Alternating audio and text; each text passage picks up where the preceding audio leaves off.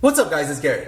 So everyone should know by now that Acura is the luxury derivative of Honda, and they've come out with some pretty good cars throughout the years, such as the Acura Integra Type R and the Acura RSX Type S. But then there are those lesser known or less popular ones, such as Acura's A-Spec or American Spec, or Honda's HFP, Honda Factory Performance. Oh, and let's not also forget Mugen, and that was such a fail in the US. So anyone who knows better knows that these factory performance parts really don't do much for your car as far as performance. And if performance is what you're looking for, then you gotta look at the Type R or Type S trim, if it ever comes out. And that leads to the 2020 Acura TLX PMC. Performance Manufacturing Center. And that is the name of the manufacturing facility for the Acura NSX supercar, which is located in Ohio. They're sending over a limited number of TLXs to the PMC. It's going to be going through a similar manufacturing process as the Acura NSX. So what do you get with the 2020 TLX PMC? Well, I'll list the items right here.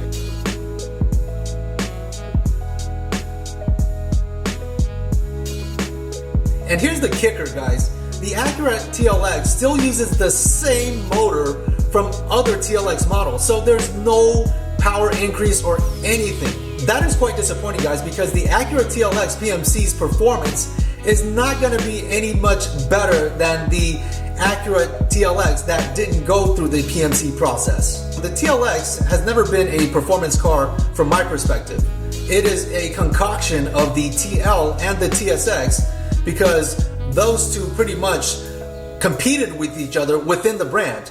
The TLX PMC is not the only model that'll be getting the PMC treatment. This is pretty sad news, because not only is the Acura NSX not meeting target sales numbers, but you're having to build other models just to keep this facility up and running. What they should have done was sent the Honda Civic Type R here, because that is another performance car that Honda manufactures, and if the Civic Type R gets the same treatment as the Acura NSX, I would totally agree with it, because it's a performance car. The Type S was actually something to get excited for, because it was applied to the Acura RSX and the TL back in the mid-2000s, which actually provided performance, not like this HFP, A-Spec, or PMC kind of stuff. But will the future Type S trims offer the kind of performance that we've seen in past Type S trims? It would be pretty cool to see an ILX Type S, which uses the current Honda Civic Type R's turbocharged 2-liter engine, or a new twin-turbo 3.0-liter V6 engine, which would work in conjunction with their all-wheel drive system. So is PMC just another A-Spec or HFP? Let me know what you guys think in the comment section below, and hit that like button and share this video to support my channel. I'll see you in the next one.